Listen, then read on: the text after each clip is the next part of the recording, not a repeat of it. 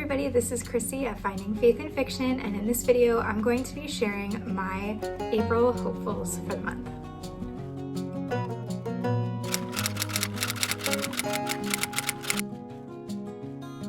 Happy spring, everybody! I know where you are, it might still be cold or freezing or snowing, but it is officially spring. It's crazy to think that the first quarter of the year is done and we're already getting into the second quarter of 2026. Crazy. I'm gonna try in my March wrap up to include some stats from the first quarter of 2026. It's nothing super impressive, but thought it might be fun to throw that into that video, so you can look for that coming soon. I'm a little bit behind on my reading, haven't quite finished up, so that one's gonna be coming a little bit later than anticipated. So in March, I learned a pretty valuable lesson, and it's one that is not a new lesson, but that I keep having to relearn and relearn and relearn, and that's okay. And that is that setting a ridiculously large TBR for myself at 12 books is not reasonable, it is not realistic, and it is not sustainable. And I would love to be one of those people who can just like read 20 books in a month, or gosh, even 12 books in a month. But I'm learning that that is not what balance looks like for me in this season of life, and that is okay, and I'm accepting it. So I did my best for my April hopefuls to lower the expectations for myself so that I can actually focus on enjoying the books and reviewing the books and talking about the books. What I found the past 2 months is when I read more books, I start dreading writing the reviews. I'm trying to speed through them to get to the next book. They're not sinking in, I'm not enjoying them, and it's kind of sucking the love of reading out. And as a lover of reading, that should not be happening.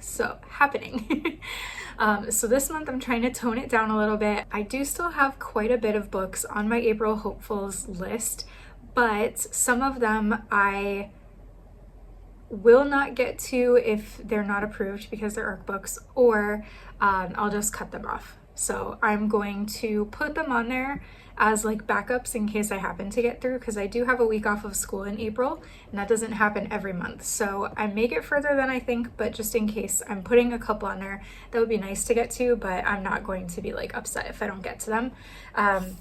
And let's see, how many did I start with on my initial list?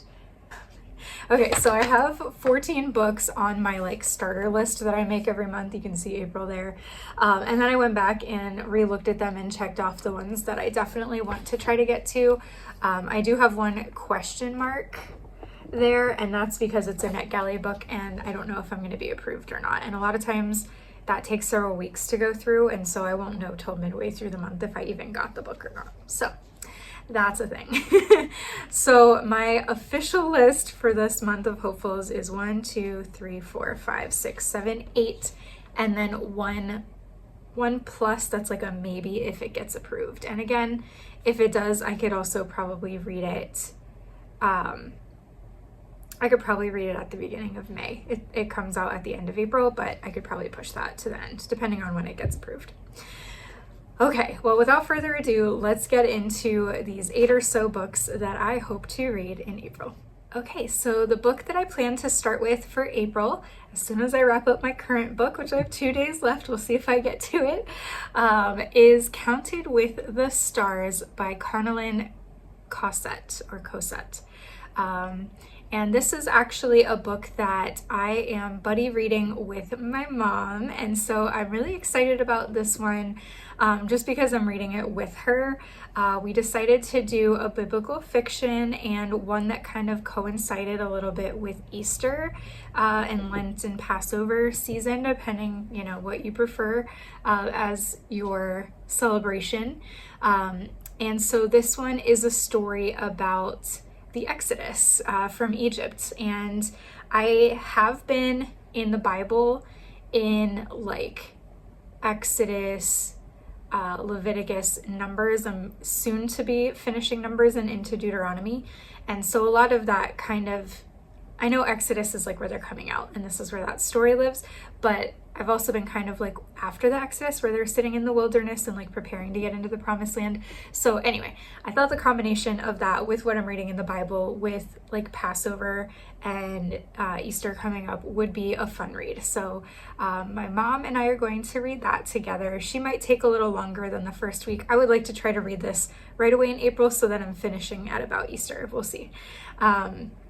And then we'll get together and talk about it. Maybe I'll have her on as like a guest on my YouTube channel if she'll agree to it later this month to talk about it. We'll see. She's not a big social media person, but maybe I can hook her into it. We'll see. If you'd like to see my mom do a buddy read video with me, write in the comments below, please, and I'll use that to try to convince her.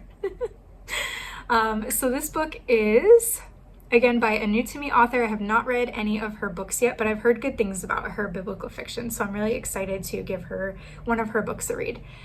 Here's the description. Sold into slavery by her father and forsaken by the man she was supposed to marry, young Egyptian Kaya must serve a mistress who takes pleasure in her humiliation. When terrifying plagues strike Egypt, Kaya is in the middle of it all. Choosing to flee with the Hebrews, Kaya finds herself reliant on a strange god and drawn to a man who despises her people. With everything she's ever known swept away and now facing the trials of the desert, will she turn back toward Egypt or surrender her life and future to Yahweh? So this kind of reminds me of a book that I read back last year on kind of the plagues in Egypt. And I'm trying to pull it out so I can remember the name of it. It's in my reading journal.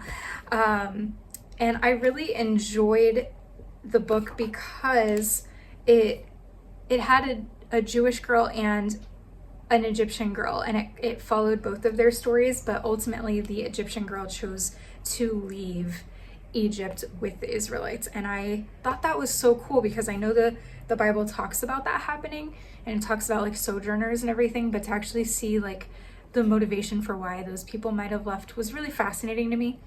And so that thread is kind of also in Counted with the Stars. Okay, so it was When the Rivers Swell, An Untold Story of the Exodus by Sierra A. Elliott. And I really enjoyed that book. I'll show you the cover real quick. I never put my review in, but that's it. And I really liked that book. It was really good. It felt a little bit younger to me. I don't think it was young adult, but it felt a little bit young adult to me. So I'm excited to read a similar story, but from maybe a more mature perspective. We'll see. So that's book one. I also just thought it would be fun to kick off like Easter month with a biblical fiction. I know there are like a lot of mixed reviews out there right now about biblical fiction. For me personally, like whatever floats your boat, but I enjoy them. I haven't read any that have Jesus in them, and I think that would possibly be a line where I'd be like, yeah, no, I don't want to read a fictional account of Jesus. Actually, that's not true. I did read a middle grade book that has Jesus in it, so I don't know. It depends how it's done for me. The Old Testament ones that I've read so far, I've actually really enjoyed, and it's enriched my Bible reading. So to each their own, but yeah, I haven't found one that like made me uncomfortable yet, so I'm continuing. Okay, book number 2, and again, this is when I'm going to try to start off early in the month, or I might read like simultaneously with Counted with the Stars. This is an ARC read, and I was approved recently to be on the ARC or launch team. I think it's just an ARC team. I don't think it's an official launch team for this one. And that is 3 Days to Fall in Love by Nataly Jennings. This is another new to me author, but again, one I've been seeing about a lot popping up here and there. I have not read her previous book, but it did look really cute to me too. This one, the cover is what got me. When I saw this cover, I was like, I must read this book. I mean, look at that. It definitely looks like more of a summer book, but it's spring, so I'm going for it. And I don't know how I feel about like the insta-love thing. I know there are like some people who love that trope and some who hate it. And I've read some like fast love books for sure, maybe a couple insta-love, and I've had mixed feelings on them. But what's interesting about this particular book is it's based on the true story of this author's parents' romance, I believe. I'm pretty sure it's this one.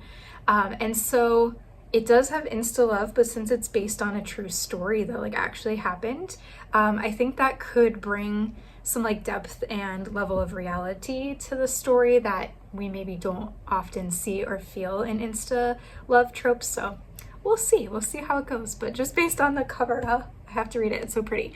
Okay. What if your life turned into a real whirlwind romance and you got engaged on day 3? Ooh. She was living in Europe chasing adventure. He was divorced and had 2 kids. They were strangers when they met, and somehow 3 days later they were engaged. Sounds crazy, unrealistic, reckless even. But sometimes love doesn't follow the rules, and God has a hand in the unexpected.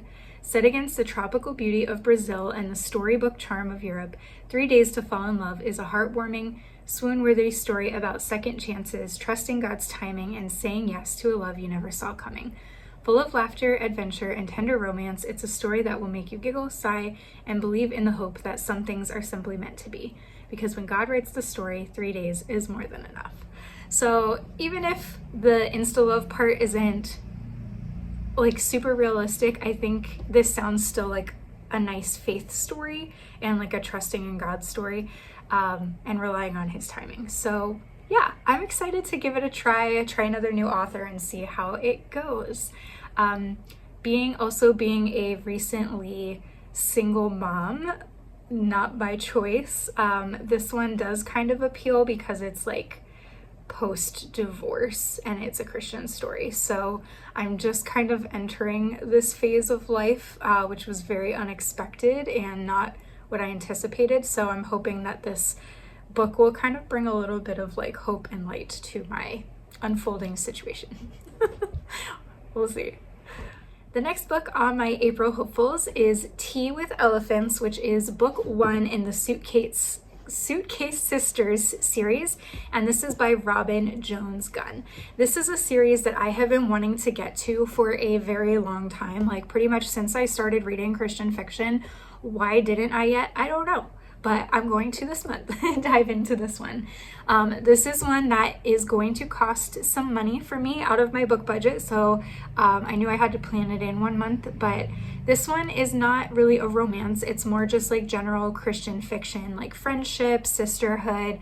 And I don't read a whole lot of those. So I'm actually excited to read one that doesn't have romance in it for a change. So here's what it says. Ever since they met as teenagers volunteering at a conference center in Costa Rica 20 years ago, Fern Espinoza and Lily Graden have shared a close friendship even though they live in different states. They can hardly believe it when their teen dream of traveling to Africa together becomes a reality. It's the trip of a lifetime, but life sure isn't what they thought it would be back when they were young. Along with their suitcases, each woman brings along emotional baggage that weighs heavily on them. Yet the people they meet and the places they experience have the power to change their hearts, but only if they surrender to the lessons God wants to teach them in this unexpected land of emerald tea fields, graceful giraffes, and rambunctious elephants. Pack your bags and get ready for adventure as Robin Jones Gunn invites you on a safari of the heart in this vulnerable exploration of how to move forward in faith even when the future is uncertain. So yeah, this one vibes with me for a lot of reasons. I have been to Africa three or four times, and it is like one of my heart countries that I guess Africa is a continent, but Kenya specifically is one of my heart countries where I just clicked so much with the people and the place and just love it. It has such a special place in my heart. I don't know if this one is in Kenya or Tanzania. Most safaris tend to be in either one of those places, but I'm excited to be back in East Africa in that setting. Have been on safari. It was one of the coolest things I've ever done, so I'm very excited for that. It sounds like the women are going through a rough time. Again, that just kind of relates with like my season of life right now where things are like very chaotic and my whole life got flipped upside down and I'm not sure where things are going to land, where I'm going to live next year, like all of the things. So again, just kind of seeing characters like in that place and finding hope and just like trusting in God through that is something that I think will be very relatable and very powerful for me right now. So very excited about this one, and I definitely will be reading book number 2 sometime in the summer, which is the gelato one where they go to Europe. I've heard that one's really great. And then book 3 for this is coming out later this year too. So I'm trying to read both of those two before the new one comes out later this year. The next book on my hopefuls list is Reverie by Drew Taylor, and this is supposed to be book number 1 in a series called Daydreams and Disasters. Y'all know I don't like me some murder mysteries or anything too crazy, so I'm not sure how the disasters part of this is gonna play out, but I really love the cover of this book too. It's so cute and like cozy, and honestly it's mostly marked as a romance. It does have mystery. I don't know. I guess I'm just gonna see how I feel about it, but I'm hopeful and I'm gonna give it a try and see. Let's see. What if you could experience the love of a lifetime twice? Esme Jenkins has a story to tell. After being left at the altar, she sets off for her honeymoon in Bora Bora alone, on a mission to find a certain spark to hoist her from the dregs of her insipid life. That spark blazes into her world in the form of a shirtless giant of a man rescuing her from an attempted kidnapping. When the offender escapes, Esme's savior vows to stay by her side until the creep is caught. As the days tick by, the pair fall into a whirlwind romance Esme never expected to experience. But that's just fiction. Because when Esme Jenkins was in Bora Bora, she lost 3 years of her memory in a freak accident, including ones made during that week on the island. 2 years later, she's seeking to publish the story that won't vacate her brain. The serendipity? The agent seeking to represent her looks identical to her male main character. Okay, so I'm excited for this for a couple reasons. It doesn't sound murdery. It's got kidnapping, but I think I'm okay with that. That doesn't seem to bother me very much. I'm excited because this is like a travel-based book. I've not been to Bora Bora. I would like to go to Bora Bora. But just like the travel aspect, the fact that she becomes an author and she has this story in her head, but she doesn't remember that it's her story, like that sounds so fun. So I'm really excited about this one. I get the vibe that the mystery is not going to be too much for me in this one. And so again, as long as it's not like, it doesn't get too dark into like the murdery type area of mystery, if it stays kind of cozy-ish, I think I'm okay with that.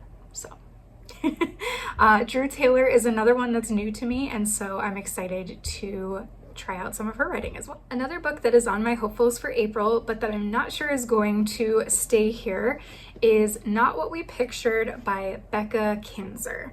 I have actually read one of Becca's books. I believe it was Love in Tandem back early last year, and really enjoyed it. That was a super cute romance. I think I gave that one 4 stars. So if you haven't read that one yet, that's one I definitely recommend. Super cute. This one is not yet published. It comes out, oh, excuse me, got gnats in here. It comes out on April 21st, so the end of April. And so I could technically still read this in April if I get done my other ones early and don't get this one approved as an ARC read. It is $9.99 and that would put me over my book budget for next month, but we'll see how it goes. So I did apply for a copy of this through NetGalley, and if I get approved, then I will definitely read it again, like in April or even a little bit into early May, depending how long it takes for me to hear back from them about that.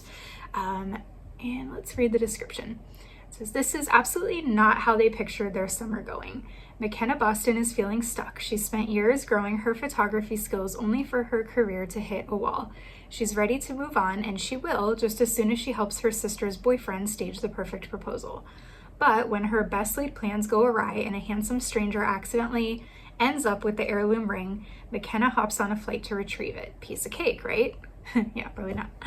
Nate Lambert was hoping to enjoy a relaxing summer before starting his new job as a literature professor, but he arrives in Tennessee to discover his mom's bed and breakfast is struggling, and there's a long list of repairs to be tackled. The last thing he needs is a gorgeous, determined photographer searching for a ring he doesn't have, since the airline lost his luggage somewhere on his route from Nebraska. With the ring nowhere to be found, all McKenna can do is wait and use the time to build her portfolio and plan her next career move. But she also can't help getting swept up in Nate's bed and breakfast renovations and in planning a community concert with the townsfolk. As both await news of Nate's suitcase, it begins to seem their serendipitous meeting and the proposal gone wrong could actually be everything going right, and that this may be their chance at a love neither could have pictured. Okay, so I do want to read this one at some point either way. There's a lot here that sounds really cute. The fact that it takes place in Tennessee and I may be moving back there, have lived there, that's like a check. Yes, love Tennessee books. The fact that there's a B&B, the fact that there's B&B renovations. I love a good renovation story. Definitely feels like a good amount of community in this one with her kind of pitching and planning a community concert. Like, it feels very Hallmarky to me, like Southern small town. She helps plan a community event, helps renovate the local B&B. So yeah, I definitely am feeling those vibes, and I hope that this one comes through on NetGalley. I do hope. I did put that one as like a question mark, so it could be left on my TBR and it could be taken off, but I think I will eventually come back to this one if I don't get approved. So looking forward to that. Again, I really liked the other book that I read by Becca and look forward to possibly reading another one. Another book on my April hopefuls is, and I hope I don't mess up the title of this, I'll try my best, Northargyle, Abbie. And this is by Janelle Leonard. So this is a book that I actually found out about from one of my book friends, Jamie. Hey Jamie, if you're reading this. And she had posted a cover of the book 2 in this series that's going to be coming out later this year. And I was like, that is a beautiful cover. And I realized it was a book 2. So I actually came back to find book 1, and this is it, and it's also a beautiful cover, and it does have some of that like Jane Austen, Northanger Abbey vibes to it. It's not a retelling, it's more of a reimagining, but you guys know me, I love a good like Jane Austen Regency inspired or reimagined story. Yeah, I'll take it any day. So this is also a new to me author. I haven't read any books by her, and again, I just saw like the watercolor style and the colors of the cover, and I'll put the cover here, of course. But both this one and book 2 that are going to come out just really appealed to me by the covers. So I was like, I have to. All right, so it says, when Abigail Morgan, a naive pastor's daughter with an overactive imagination, inherits a cottage in Australia, she never imagines the story it will unlock. Armed with a museum, studies degree, and a penchant for daydreams, Abigail heads to Hyacinth Cottage to unravel the truth of her grandmother's past, an unknown world of adventure, deception, and love. While sifting through letters, photographs, and hidden relics, Abigail meets Coulter Wellesley, we'll go with that, a charming local who helps her navigate the labyrinth of clues with a blend of wit and charm she struggles to resist. But Coulter comes with secrets of his own. As their investigation and romance deepen, Abigail wonders if Coulter is more tangled up in her grandmother's mystery and that of the princess who vanished more than 60 years ago than she ever imagined. In this modern reimagining of Jane Austen's Northanger Abbey, the line between imagination and reality blurs, and every clue discovered could be the key to unlocking a royal legacy. I had Northanger Abbey by Jane Austen on my TBR in 2025, and now I'm wishing that I had read it because I feel like it would help me connect to this. It is one of the Jane Austen stories, one of the only I haven't read. Dang it, 2025 Chrissy. Okay, that's okay. Yeah, this appeals to me again for a lot of reasons. The Jane Austen, the Australia setting. I have always been fascinated by Australia. It was one of the first countries that I ever, like, as a young person decided that I wanted to travel to. I have not traveled there yet, and it's not that far from Thailand, so I really need to while I still can. And I have kind of an inside joke with my friends about maybe, yeah, meeting an attractive Christian Australian man. We'll see. God will do God, but that would be fun. So yeah, I think that the Australia setting, the hot Australian, yeah, I'm gonna enjoy that one. So this one just came, oh no, this one came out last year. The new one is coming out soonish. Let me see. Let's find out.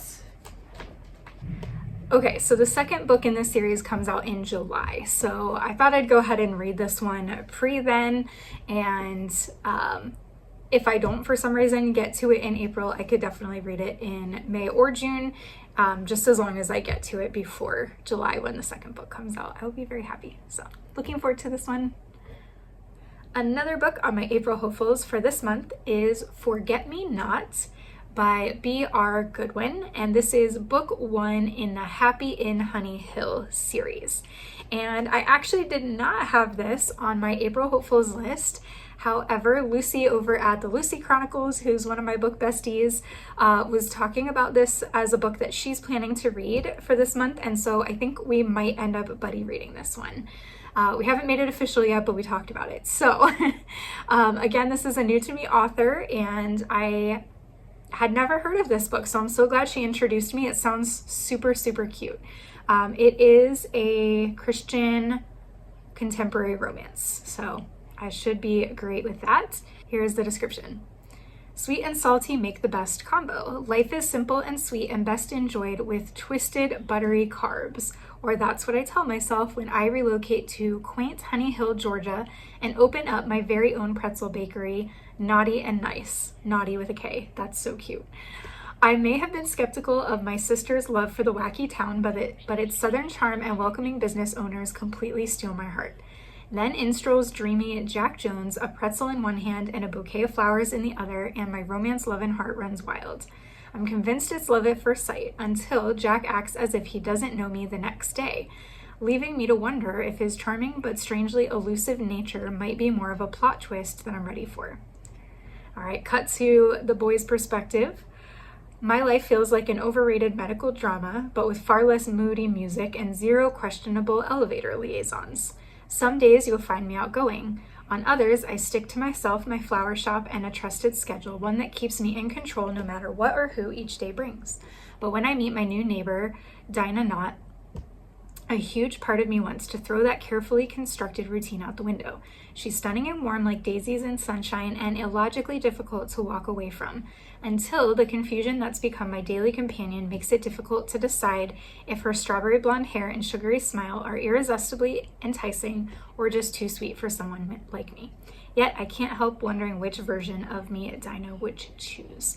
So this sounds so cute. I love like the pretzel vibes. I love like a good Aunt Annie's pretzel. So good. Small town Georgia, that sounds sweet. The medical, like it sounds like he like has like some kind of medical like forgetfulness where he can't remember people or something, or some kind of confusion, early Alzheimer's. I don't know, we'll see. It doesn't say specifically, but that sounds cute where like he can't always remember her and then he's confused. So yeah, I'm really excited to read this one this month, hopefully with Lucy if we can coordinate the time together. The next book on my April hopefuls is actually not a Christian fiction book, and as you guys know, I don't typically talk about or recommend books that are not Christian on my channel because I just want it to be an easy place for people to find Christian fiction without having to say, is that Christian? Is that clean? Like, which is it? But I am joining a group of Christian book talkers. Yeah, they are book talkers, actually. That makes sense too. I am a part of a group of Christian booktubers on Discord, and somebody brought up the book Seeking Persephone. And I have not read this book, but I did buy the Amazon series that just came out recently and loved it. I mean, Regency. It was so good, and I've been looking for like a good Bridgerton replacement because listen, y'all, I do enjoy Bridgerton, but it got so raunchy the last season with Penelope that I was like, I cannot. And I mean, okay, season 1 was really raunchy too. I felt like the 2 middle ones weren't as bad, but those 2 were really, really raunchy. So I decided to stop watching, but I needed a replacement because I love watching anything Regency, and there's not enough Regency things to watch in the world. I'm just saying, there's not. I'm glad we have so many books. So anyway, I watched those Seeking Persephone series and am a little bit obsessed with it, and I was like, I need to know I need to know what's the next book. So I am going to read that. It is not Christian fiction. I will not include that in my mid-month or my wrap-up, but it is something that I'm going to be reading this month with a group of Christian booktubers. So it's on my list. And I'm excited because I will probably read that whole series because I loved the show so much. All right, well, speaking of Regency again, my next book is an ARC book, and this is one I got from Book Sirens, which I don't often pick up books from there. Nothing against the platform, I just find that I'm not typically as interested in books I see on there as I have been with like NetGalley. I did try a couple and liked some, but not others. So it's kind of like a hit or miss for me with them. But this one did look really cute. It's called Vivian's Regency Romp. It's by Anna Waters, and it comes out May 12th.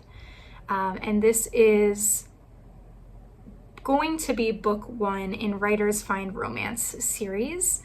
And it's definitely, it's like a rom-com that's also like a love letter to Jane Austen. So, I mean, I guess the writing could be bad. I know nothing about this author whatsoever. It only has 3 ratings so far. It doesn't have the best number of stars, but because it's Regency and based on Jane Austen, it probably won't be less than 4 stars for me unless the writing is just truly bad. So we'll give it a go. All right, this is what it says. His pride, her prejudice, a kiss that never should have happened, but did. Aspiring author Vivian C. Fox adores swoony Regency-era romance novels. Along with the 4 other members of her writers group, she hopes to create the same genre of romance she loves to read. Providing inspiration for the snobby Darcy-esque hero of her manuscript is handsome billionaire Blake Blenheim. That's a name.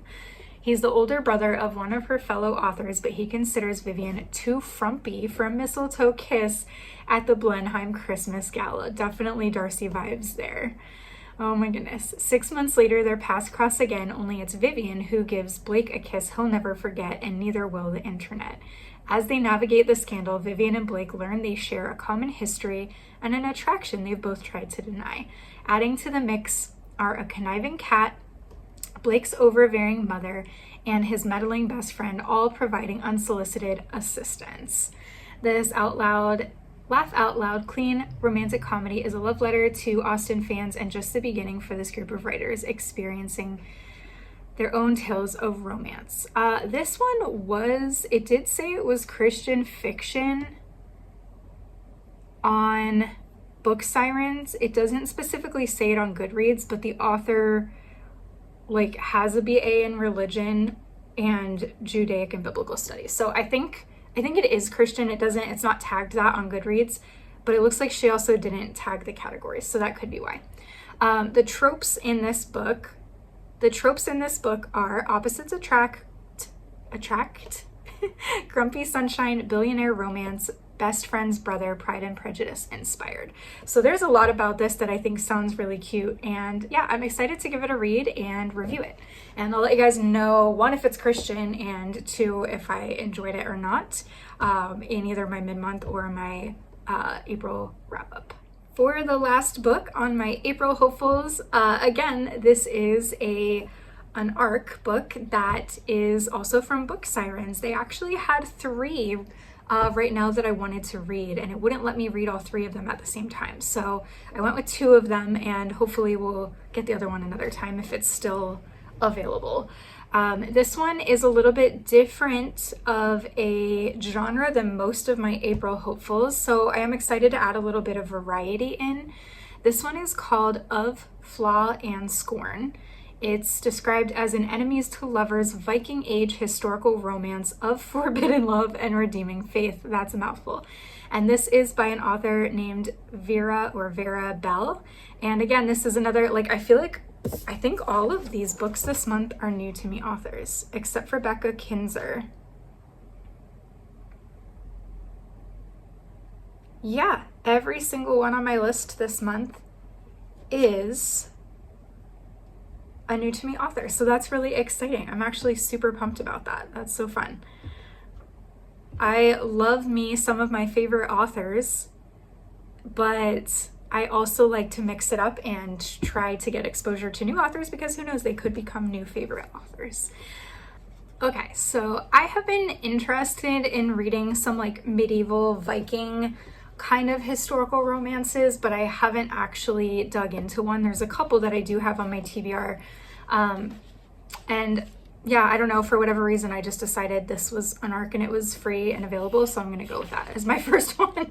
This one actually has really, really good ratings on Goodreads so far. It only has 8 ratings, but they're like 4.88, so that's pretty close to 5-star. That's one of the closest I've seen to 5-star on Goodreads. So I'm hoping that this book is fantastic because, yeah, it sounds really good. All right, it says For Fans of Francine Rivers, realistic Christian fiction. So, I mean, that's a good sign. I'm not sure how the Viking really connects to Francine Rivers, but that's okay. All right, it is a Viking, slow burn Viking historical romance of enemies to lovers and second chances. I know some of you guys don't like second chance romance, but I don't necessarily have a particular problem with it.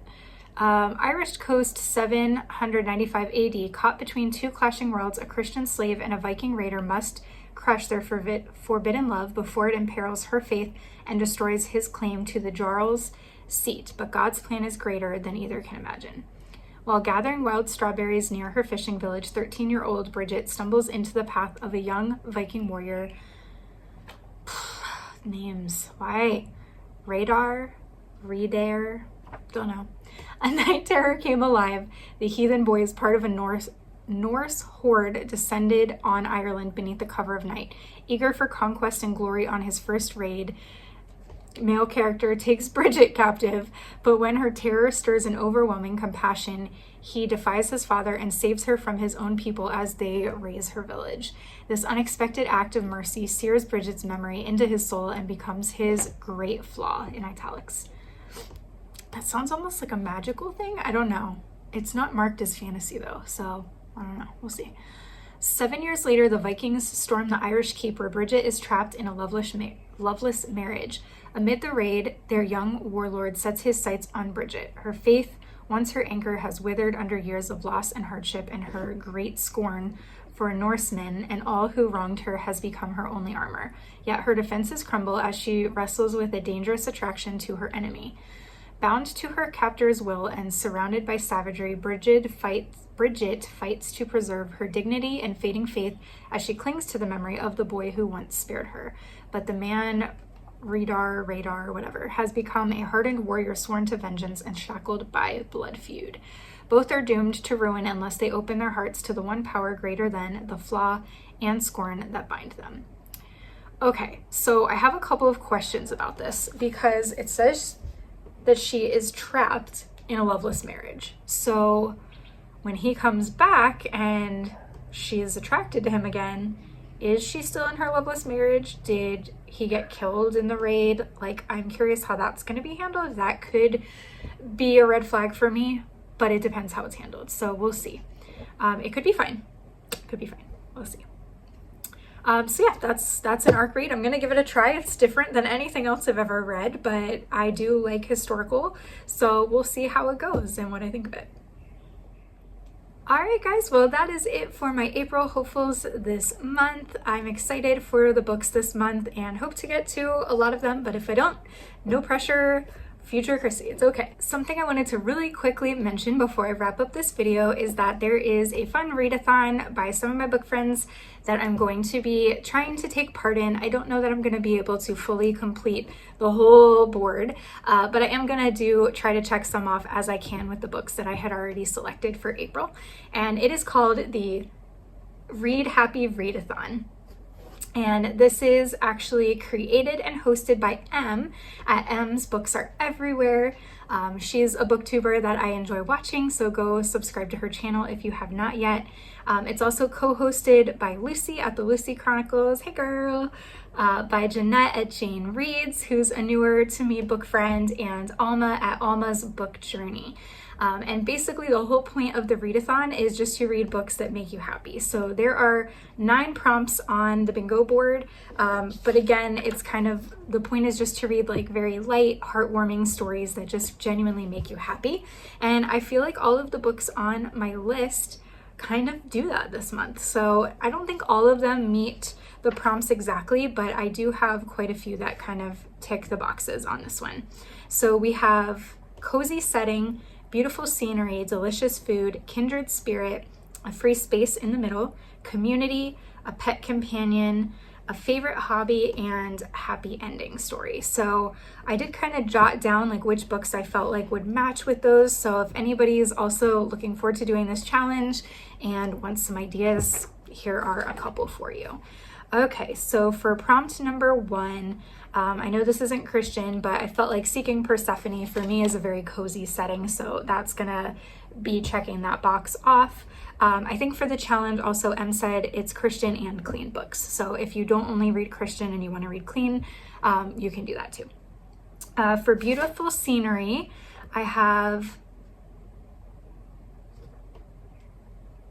Tea with Elephants by Robin Jones Gunn. I have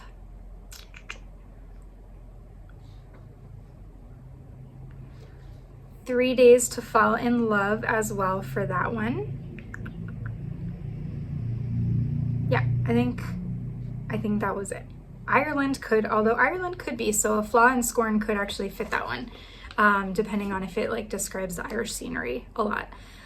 For delicious food, I am going with Forget Me Not by B.R.Goodwin. I feel like that one may also be a cozy setting as well because it's like the small town Georgia kind of thing. So I think that one could fit both for sure. For Kindred Spirit, I'm actually not sure yet. It could be Northargyle Abbie. If the character loves Jane Austen, that could be one that fits. It could also be Tea with Elephants because they go travel.